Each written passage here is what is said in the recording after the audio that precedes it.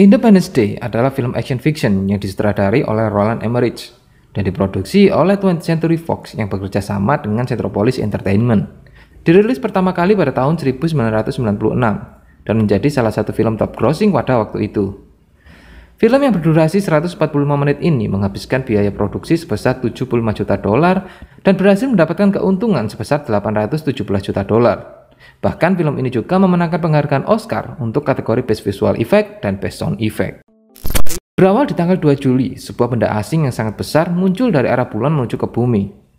Benda aneh yang adalah kapal alien ini memancarkan gelombang sinyal radio yang kemudian diterima oleh SETI yang bermarkas di New Mexico. SETI kemudian menghubungi Pentagon dan mengkonfirmasi bahwa benda ini berjarak 350.000 km dari bumi dan datang dari arah bulan. Di Pentagon sendiri, Jenderal William Gray yang diperankan oleh Robert Loggia kemudian menerima visual tentang benda terbang tersebut, yang diperkirakan memiliki diameter 550 km dan memiliki massa seperempat berat bulan. Jenderal Gray memberikan dugaan bahwa benda itu adalah meteor. Namun oleh anggotanya dikonfirmasi bahwa benda itu bukanlah meteor, karena benda tersebut mampu mengatur kecepatan dan sekarang kecepatannya sedang diperlambat. Jenderal Gray kemudian menghubungi Menteri Pertahanan dan diteruskan kepada Presiden yang saat ini dijabat oleh mantan pilot pesawat tempur bernama Thomas J. Whitmore yang diperankan oleh Bill Pullman. Diperlihatkan juga anak perempuan Presiden bernama Patricia Whitmore yang diperankan oleh Mae Whitman serta sekretarisnya bernama Connie yang diperankan oleh Margaret Collin. Berpindah tempat di kota New York, seorang ilmuwan bernama David Levinson yang diperankan oleh Jeff Goldblum juga mendapatkan laporan tentang sinyal tersebut dari karyawannya yang bernama Marty Gilbert yang diperankan oleh Harvey Fierstein. David yang terkejut akhirnya mencoba memecahkan kode dari sinyal aneh tersebut. Berpindah tempat di Imperial Valley, California, di sini kita diperkenalkan dengan seorang karakter bernama Russell Case yang diperankan oleh Randy Quaid, mantan pilot pesawat tempur yang telah pensiun setelah kembali dari Perang Vietnam. Dan kini berprofesi sebagai penyiram ladang dengan memanfaatkan pesawat yang dia miliki. Di sini ini juga diperlihatkan Russell memiliki 3 orang anak bernama Miguel, Troy, dan Alicia, yang terlihat pada scene sedang mendapatkan gangguan sinyal pada acara televisinya. Di scene lain juga diperlihatkan bahwa Russell sering dibully oleh beberapa orang karena mengaku pernah diculik oleh alien, serta adanya kesenjangan keluarga antara Russell dan anak-anaknya, di mana di satu scene diperlihatkan Miguel yang tidak lagi menganggap Russell sebagai ayahnya. Adegan berpindah ke Gedung Putih, terlihat Presiden Whitmore dan beberapa jajaran petinggi pemerintahan sedang rapat tentang kondisi saat ini, di mana pada hari ini beberapa petinggi dan anggota militer sedang mengambil cuti untuk persiapan parade 4 Juli. Di situ Menteri Pertahanan bernama Albert Nimziki yang diperankan oleh James Rebhorn menganjurkan untuk meledakkan benda yang masih berada di luar bumi tersebut. Namun Jenderal Gray menolak dengan alasan jika benda itu sampai jatuh ke bumi maka hal itu akan membahayakan banyak orang. Di sela-sela perdebatan tersebut datang 2 anggota militer yang mengkonfirmasi bahwa benda tersebut sudah berhenti dan sedang berada di orbit tetap. Namun berita buruknya, benda aneh itu seperti terpecah menjadi beberapa bagian kecil yang jumlahnya hampir mencapai 3 lusin. Dengan ukuran yang lebih kecil yaitu 15 mil dan bergerak memasuki atmosfer bumi dalam 25 menit. Setelah mendengarkan informasi itu, Presiden Whitmore kemudian memberikan perintah untuk mengaktifkan DEFCON 3. Oke, di sini saya akan jelaskan sedikit apa itu DEFCON 3. DEFCON 3 adalah situasi yang serius, meskipun tidak selalu membawa ancaman langsung pada stabilitas negara Amerika. Situasi ini memerlukan kewaspadaan yang tinggi. Di level ini, pasukan militer Amerika berada pada tingkat kesiagaan yang tinggi untuk mobilisasi, terutama Angkatan Udara yang harus siap bergerak hanya dalam waktu 15 menit. Oke, lanjut. Di scene berikutnya, fenomena langit yang aneh mulai terjadi di beberapa tempat dan menyebabkan terjadinya histeria massa. Di sebuah kapal selam bernama USS Georgia yang sedang berada di Laut Persia mengalami mati total pada radarnya dalam radius 13 km.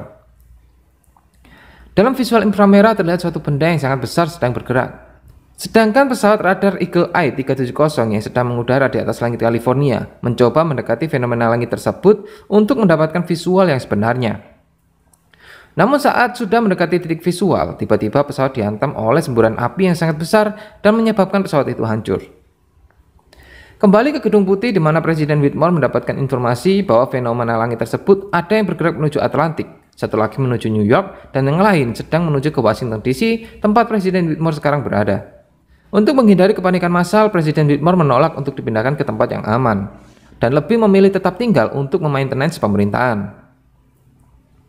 Presiden kemudian meminta sekretarisnya bernama Connie untuk mempersiapkan siaran langsung demi menekan angka kepanikan massal.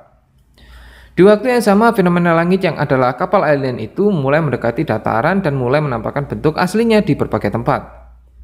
Di scene berikutnya, kita diperkenalkan dengan karakter lain lagi bernama Kapten Steven Hiller yang diperankan oleh aktor favorit saya yaitu Will Smith yang terbangun dari tidurnya setelah merasakan getaran di rumahnya yang dia kira hanya gempa dengan skala kecil lalu kembali melanjutkan tidur.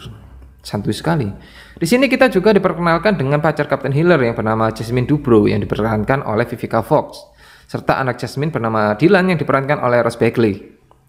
Kapten Hiller akhirnya beranjak dari tempat tidur setelah dibangunkan oleh anjingnya. Anjingnya.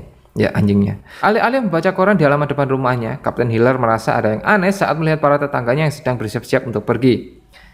Dan setelah melihat ke arah langit yang ada di depannya, barulah Kapten Hiller sadar apa yang sedang terjadi, disusul dengan Jasmine dan Dylan. Di lain tempat, David yang telah melihat fenomena kapal alien yang muncul di berbagai belahan dunia mulai menyadari bahwa sinyal yang sebelumnya dia pecahkan adalah sebuah hitungan waktu mundur. David kemudian menghubungi mantan istrinya Connie, yaitu sekretaris presiden yang saat ini berada di Gedung Putih untuk menemani Presiden Whitmore yang sedang melakukan siaran langsung. David kemudian meminta Connie untuk segera mungkin meninggalkan kota. Namun Connie menolak dengan alasan bahwa hal itu bisa menambah kepanikan massal. David kemudian menjelaskan bahwa kapal-kapal alien itu akan menyerang bumi. Namun Connie kemudian menganggap bahwa David terlalu paranoid dan lalu menutup telepon dari David. David kemudian pergi ke rumah ayahnya yang bernama Julius Levinson yang diperankan oleh Jules Hirsch dan meminta bantuan untuk pergi ke Gedung Putih menggunakan mobilnya. Di sekitar rumah Julius juga diperlihatkan telah terjadinya kepanikan massal serta penjarahan besar-besaran yang dilakukan oleh masyarakat setempat. Berikutnya, scene berpindah-pindah mulai dari Presiden Whitmore yang sedang menghubungi istrinya Marilyn yang diperankan oleh Mary McDonnell yang memintanya untuk segera pergi ke Nullius. Keluarga Russell yang mulai berangkat meninggalkan wilayah pemukimannya serta Kapten Hiller yang telah berada di markas militernya. Kembali kepada David dan ayahnya yang berhasil sampai di Gedung Putih dan menemui Connie. David kemudian meminta Connie untuk membawanya menemui Presiden Whitmore dan kemudian menjelaskan semuanya kepada Presiden tentang satelit bumi yang dimanfaatkan oleh alien untuk mengirim sinyal ke kapal-kapal lain yang saat ini ada di berbagai belahan dunia, lalu menunjukkan hitungan waktu mundur penghancuran yang tersisa tinggal 27 menit. Di sisi lain, militer telah menerbangkan 3 helikopter yang dilengkapi dengan semacam lampu khusus yang dimaksudkan untuk berkomunikasi dengan kapal alien yang saat ini berada di atas kota Washington DC. Presiden Whitmore kemudian masuk ke ruang kontrol dan memerintahkan untuk berkoordinasi dengan Komando Atlantik agar segera mengevakuasi warga, serta memerintahkan helikopter yang sedang mencoba berkomunikasi dengan kapal alien tersebut untuk mundur. Di saat bersamaan, kapal alien tersebut membuka pintu yang awalnya dikira sebagai respon atas komunikasi yang telah dilakukan. Namun tiba-tiba, kapal alien itu justru menembaki ketiga helikopter tersebut hingga hancur berkeping-keping. Setelah kejadian itu, Presiden dan para petinggi pemerintahan bergegas meninggalkan Gedung Putih dengan menggunakan beberapa helikopter termasuk David dan ayahnya. Adegan berikutnya diperlihatkan Marilyn Whitmore, sang ibu negara, bersama dengan para stafnya mulai mengemasi barang untuk pergi menggunakan helikopter. Sedangkan Jasmine bersama Dylan dan anjingnya sedang berada di dalam mobil, terjebak dalam kemacetan setelah pergi dari tempat kerjanya sebagai seorang penari erotis. Di atas sebuah gedung terdapat banyak orang-orang berkumpul yang merupakan fanatik alien tepat di bawah pusat kapal alien tersebut. Tiba-tiba bagian bawah kapal alien itu terbuka secara perlahan dan mengeluarkan cahaya biru yang membuat orang yang melihatnya menjadi penasaran dan menantikan apa yang akan segera terjadi. Namun ternyata cahaya biru tersebut adalah senjata kapal alien yang ketika ditembakkan seketika menghancurkan gedung di bawahnya.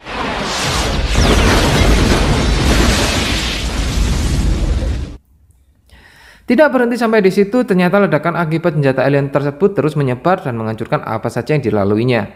Seketika itu pun kota menjadi chaos dan kepanikan massal pun bertambah parah.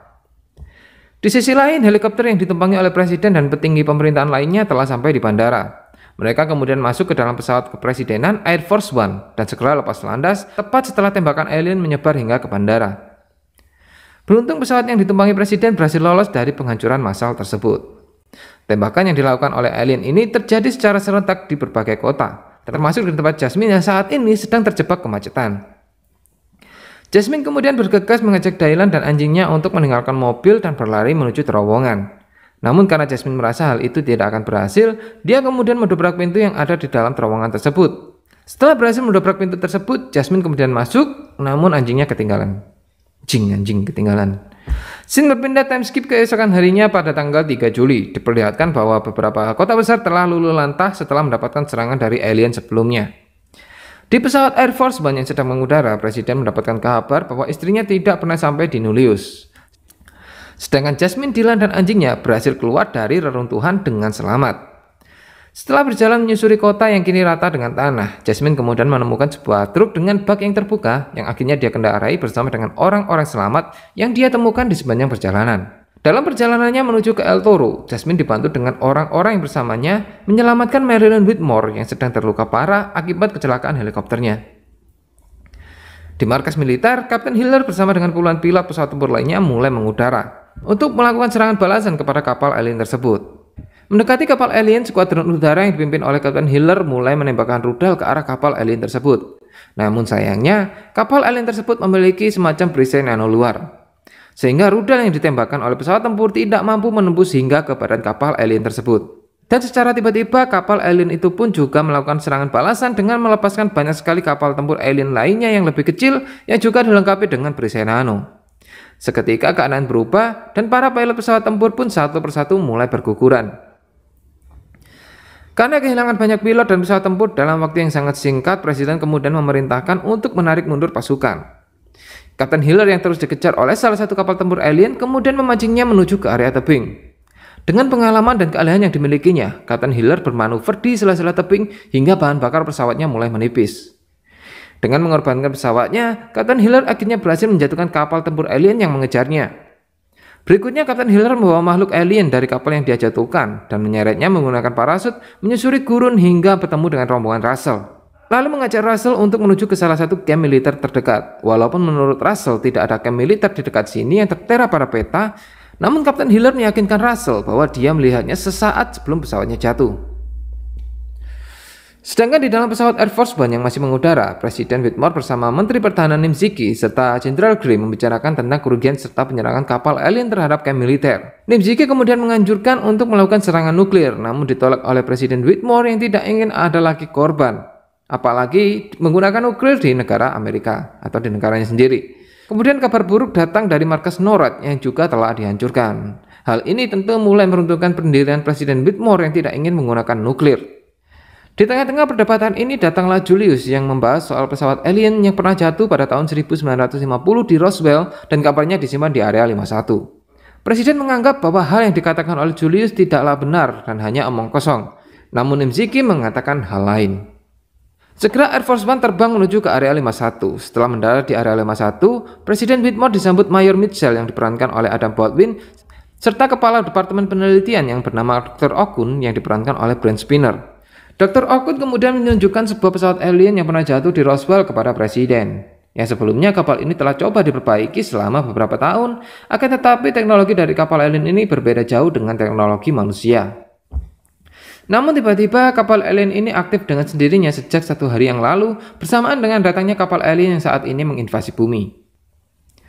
Selanjutnya Presiden juga diperlihatkan 3 mayat alien yang disimpan di sebuah ruangan. Presiden Whitmore kemudian meminta kepada David untuk menunjukkan apa yang telah David temukan. Karena sebelumnya David berhasil memecahkan kode dari sinyal alien, Presiden Whitmore berharap David secerdas yang diharapkan. David kemudian mempelajari kapal alien yang disimpan di area 51. Di saat yang sama, Kapten Hiller serta rombongan Russell telah sampai di area 51. Yang kemudian mayat alien yang dibawa Kapten Hiller tersebut dibawa masuk untuk diteliti. Sedangkan Russell berhasil mendapatkan dokter untuk Troy yang sedang sakit sejak dalam perjalanan sebelumnya. Di ruang kontrol, Jenderal Gray marah kepada Nimziki karena tidak memberitahukan tentang kapal alien yang ada di area 51 ini sejak awal, yang memiliki kemungkinan jika dipakai dalam serangan balasan sebelumnya bisa menyelamatkan banyak nyawa. Di saat bersamaan, Presiden Whitmore memasuki ruang kontrol dan mendapatkan informasi bahwa pasukan yang dimiliki tersisa 7%, serta kota-kota besar yang kini telah dihancurkan termasuk markas NATO. Dan dalam 36 jam, manusia diperkirakan akan punah. In the next 36 hours, we're being exterminated.